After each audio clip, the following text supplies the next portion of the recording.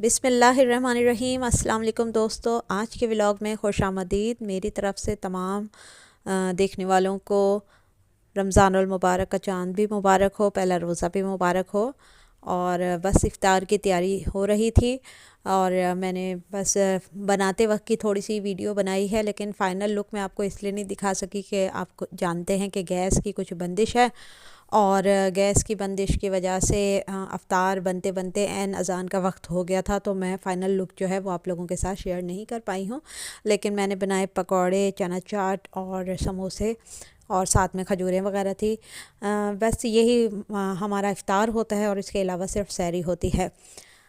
ज़िंदगी का असल मकसद सहरी और अफ्तारी में भर भर के खाना पीना या अपनी महंगी शॉपिंग दिखाना नहीं होता। हमें रमज़ानुल मुबारक अल्लाह का वो इनाम मिला है कि जिसमें हम इबादत कर सकते हैं और कुरान को अच्छे तरीके से समझ सकते हैं, उसके मुताबिक अपनी ज़िंदगियों को ढाल सकते हैं। तो आज मैंने बाद नमाज ज़ोहर जब कुरान पाक को पढ़ा तो सिर्फ़ उसको पढ़ा ही नहीं, उसको समझने की कोशिश भी की। और जैसा कि मैं पहले भी आपको बता चुकी हूँ कि मैंने कुरान पाक को तर्जुमा और तफसीर के साथ पढ़ा है और मैं अक्सर व बेशतर कुरान पाक को तर्जुमे के साथ पढ़कर समझने की कोशिश करती हूँ। तो मैंने सोचा क्यों ना मेरी वो तमाम बहनें जिनके पास तर्जुमा और तफसीर वाला कुरान पाक नहीं है या है और उन्हें कोई सही तरीके से गाइड करने वाला नहीं है, तो उनके साथ मैं अपनी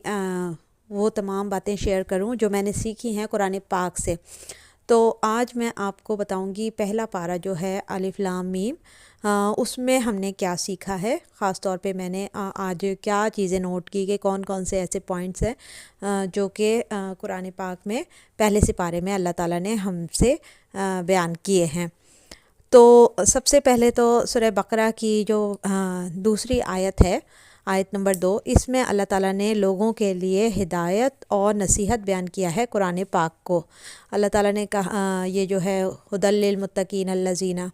तो यहाँ पर अल्लाह ताला ने मुत्तकी और परहेज़गार लोगों के लिए कुरान को हिदायत और नसीहत का बाइस बताया है। दूसरा इसमें बयान है सूरह बकरा में कि आयत नंबर 3 है और इसमें ज़कात का बयान है और ज़कात की फ़र्ज़ियत बयान की गई है। मैं आपको तर्जुमा और तफसीर मुकम्मल नहीं बता रही, आयत के नंबर बता रही हूँ और साथ में ये बता रही हूँ कि इस सूरह की जो 141 आयत पहले सिपारे में मौजूद हैं उसमें क्या क्या बयान हुआ है। तो आयत नंबर 3 में अल्लाह ताला ने ज़कात का बयान और फ़र्ज़ियत बताई है। उसके बाद अल्लाह ताला ने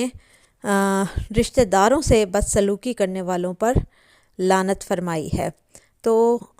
इस सूरह में अगर आप देखेंगे तो गौर करेंगे तो आपको ये पता चलेगा कि अल्लाह ताला ने क़त्अ ताल्लुकी और क़त्अ रहमी को मना फरमाया है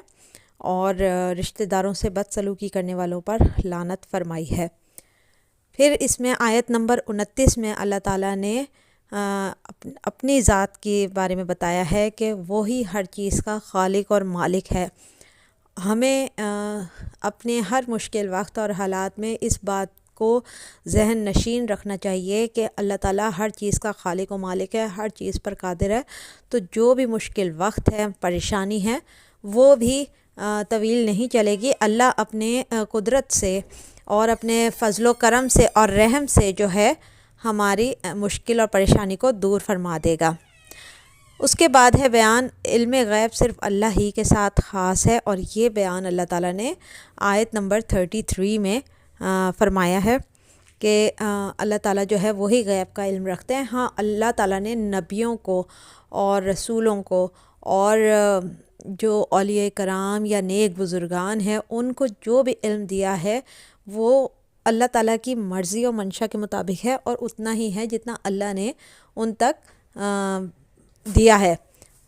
ये नहीं है कि वो सब कुछ जानते हैं, वो जानते हैं लेकिन उतना ही जितना अल्लाह ताला ने उन्हें अता किया है। छठा इसमें जो बयान हुआ है वो ये कि फ़रिश्तों के बारे में अल्लाह ताला ने बयान किया है आयत नंबर 30 में, 34 में, और फ़रिश्तों की हैसियत क्या है इस निज़ाम कायनात में, इस बारे में आयत नंबर 30 और 34 में अल्लाह ताला ने सूरह बकरा में बयान फरमाया है। آیت نمبر 42 یعنی 42 میں اللہ تعالیٰ نے سورہ بقرہ میں ارشاد فرمایا ہے کہ عمرہ کے اشارے پر قانون حق کا بدل دینا یہودی قانون کا شیوا رہا ہے، یعنی کہ وہ عمرہ کے لیے الگ قانون بناتے ہیں اور وہ غربا کے لیے الگ قانون بناتے ہیں۔ عمرہ کو تمام جائز و ناجائز حرکتیں کرنا جائز ہے، لیکن غریب پر جائز کام کرتے ہوئے بھی پابندیاں لگتی ہیں، ٹیکسز لگتے ہیں، ظلم و زیادتی ہوتی ہے۔ تو یہ قانون جو ہوتا ہے یہودیوں کا ہوتا ہے، اور اس بارے میں اللہ تعالیٰ نے قرآن پاک میں سورہ بقرہ کی آیت نمبر 42 میں تفصیل سے بیان کر دیا ہے۔ اس کے بعد ہے جی اللہ تعالیٰ نے ہمیں نماز کا بیان کیا ہے آیت نمبر 43 میں، اور اس کے بعد نفل نماز میں قبلے کی طرف منہ کرنا، رکوع کرنا، امامت کا بیان اور جماعت کا بیان، یہ آیت نمبر 43 میں بیان ہے، اور نفل نماز میں قبلے کی طرف منہ کرنے کا بیان آیت نمبر 115 یعنی 115 میں اللہ تعالیٰ نے بیان کیا ہے۔ آیت نمبر 114 میں اللہ تعالیٰ نے فرمایا ہے کہ مسجد میں ذکر الہی سے روکنے والے لوگ جو ہیں وہ ظالم ہیں،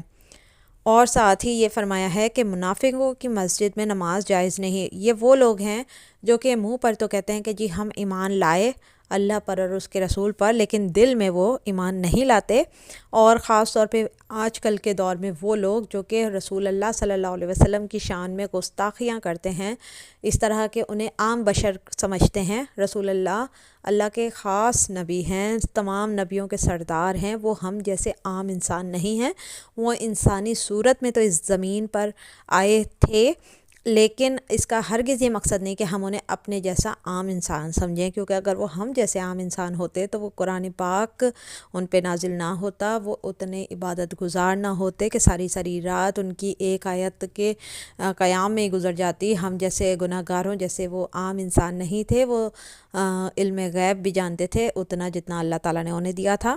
اللہ تعالیٰ نے انہیں معراج پر بلایا، ہم جیسے عام گناہ گار انسان کبھی بھی معراج پر نہیں جا سکتے۔ تو ایسے تمام لوگ جو کہ رسول اللہ کی شان میں گستاخی کرتے ہیں اور خود کو صرف اللہ والا کہتے ہیں اور منافق ہوتے ہیں، اصل میں وہ لوگ جو کہ رسول اللہ سے بغض رکھتے ہیں، تو ایسے لوگوں کی مسجدوں میں جا کر نماز ادا کرنا بھی جائز نہیں ہے۔ تو یہ بیان ہوا ہے آیت نمبر 114 میں سورۃ البقرہ میں۔ اس کے بعد جناب ہوا ہے بیان مقامات مقدسہ کا ادب کیسے کرنا چاہیے، آیت نمبر 58 اور 125، آیت نمبر جو ہے 58 اور 125۔ اس میں ہمیں اللہ تعالیٰ نے یہ سکھایا ہے کہ ہمیں کس طرح سے مقدس مقامات پر ادب کے ساتھ جانا چاہیے، پھر چاہے وہ کعبہ شریف ہو، رسول اللہ کا روضہ ہو، یا کسی بھی بزرگان دین کے مزارات وغیرہ ہوں، ہمیں ادب اور لحاظ رکھنا چاہیے ہر حال میں۔ اور پھر آیت نمبر 83 میں اللہ تعالیٰ نے حقوق العباد اور والدین کے ساتھ نیک سلوک کرنے کا حکم دیا ہے، آیت نمبر 83 میں سورہ بقرہ میں۔ تو حقوق العباد میں آ جاتے ہیں آپ کے پڑوسیوں کے حقوق، رشتہ داروں کے حقوق، تمام انسانوں کے حقوق، وہ تمام انسان جن سے آپ کا سامنا ہو جاتا ہے، جو آپ کے آس پاس رہتے ہیں یا آپ سے ملاقات ہو جاتی ہے، تو ان کے ساتھ آپ نے کیسا بیہیو کرنا ہے، اور والدین کے ساتھ آپ نے کتنا اچھا برتاؤ کرنا ہے، یہ بھی آپ نے قرآن پاک جب آپ کھولیں گے، پڑھیں گے، سمجھیں گے تو آپ کو سیکھنے کو ملے گا سورۃ البقرہ کی آیت نمبر 83 میں۔ اس کے بعد جناب چشمے کے پانی جو ہے، چشمہ ایک تو یہ ہے جو حضرت اسماعیل علیہ السلام کے پاؤں سے نکلا زمزم، اس کے پانی کا بیان ہوا ہے آیت نمبر 60 یعنی کہ 60 میں۔ آیت نمبر 87 میں کفار نے تکبر سے ایمان قبول نہیں کیا تھا، اس کے بارے میں اللہ تعالیٰ نے بیان کیا ہے، اور کافروں کا جو زوم ہے وہ باطل ہے، یعنی کہ وہ اپنے آپ پر اونچی ذات پر، اپنے پیسوں پر جو گھمنڈ کرتے تھے، ان کا وہ غرور و تکبر کسی کام کا نہیں ہے۔ یہ بات اللہ تعالیٰ نے اس کی آیت نمبر 111 میں بیان فرمائی ہے۔ اور کافروں کے فاسد گروہوں کا جو رویہ ہے وہ اللہ تعالیٰ نے بیان کیا ہے کہ آیت نمبر 120 میں کہ کس طرح سے فاسد لوگ جو ہیں وہ منہ پر آپ کے سامنے اچھے بنتے ہیں یا آپ سے بات کرتے ہیں، اور اندر سے ان کا رویہ کیا ہوتا ہے، یا وہ کس طرح سے پیٹھ پیچھے آپ پر وار کر سکتے ہیں۔ آیت نمبر 140 میں علماء یہود کے بارے میں بتایا گیا کہ وہ کس طرح سے حق بات کو چھپاتے ہیں۔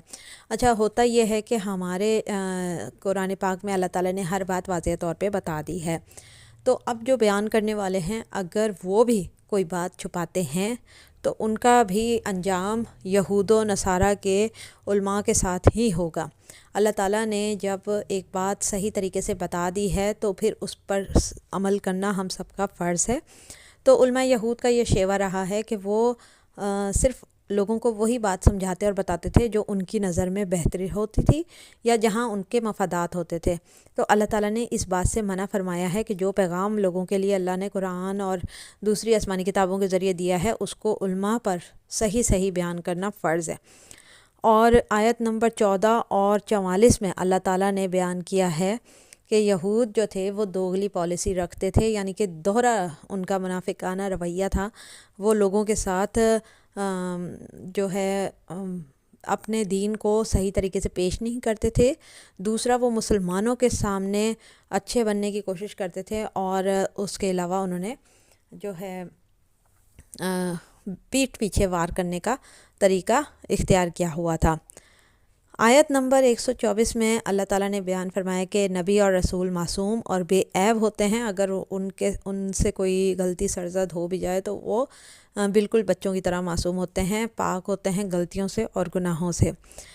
سورہ بقرہ کی آیت نمبر 119 میں اللہ تعالیٰ نے فرمایا کہ حضور صلی اللہ علیہ وسلم کے تمام اوصاف اور کمالات نبوت اور رسالت سے متصف ہیں، کہ حضور کے جتنے بھی کوالٹیز ہیں، اوصاف ہیں، کمالات ہیں، وہ بہت بلند ہیں، بہت اعلیٰ اور عرفہ ہے۔ سورہ بقرہ کی آیت نمبر 104 میں اللہ تعالیٰ نے صاف الفاظ میں بیان کر دیا ہے کہ حضور صلی اللہ علیہ وسلم سے گستاخی یا ان کی شان میں گستاخی کرنا کفر ہے۔ اب جو لوگ حضور صلی اللہ علیہ وسلم کو عام بشر کہتے ہیں، نور خدا نہیں سمجھتے، وہ یہ کہتے ہیں کہ حضور صلی اللہ علیہ وسلم فوت ہو چکے ہیں اور اب وہ مٹی ہیں، نعوذ باللہ، تو پھر ایسے لوگ جاہل ہیں، اور اللہ تعالیٰ ان کے جہل سے ہمیں محفوظ رکھے۔ رسول اللہ اللہ کے نور بھی ہیں اور اللہ کے سب سے پیارے حبیب بھی ہیں، اور وہ ظاہری طور پر نہیں لیکن باطنی طور پر زندہ ہیں، موجود ہیں۔ نبی کریم صلی اللہ علیہ وسلم کی ہر بات پوری ہوتی ہے، یہ بات نبیوں کی ہر بات پوری ہوتی ہے، یہ بات اللہ تعالیٰ نے سورہ بقرہ کی آیت نمبر 126 اور 129 میں بیان فرما دی ہے۔ آیت نمبر 125 میں اور 129 میں اور 137 میں حضرت عمر کے فضائل اور صحابہ کرام کے فضائل جو ہیں وہ بیان ہوئے ہیں۔ اس کے علاوہ فرشتے جو دو ہیں، ہاروت اور ماروت، ان کی مخالفت کرنا کفر ہے، یہ بات اللہ تعالیٰ نے آیت نمبر 102 میں بیان فرما دیا۔ حدیث کی ضرورت ہمارے لیے کیوں ضروری ہے یا کیوں پیش آئی، اس کا بیان آیت نمبر 129 میں اللہ تعالیٰ نے فرما دیا ہے۔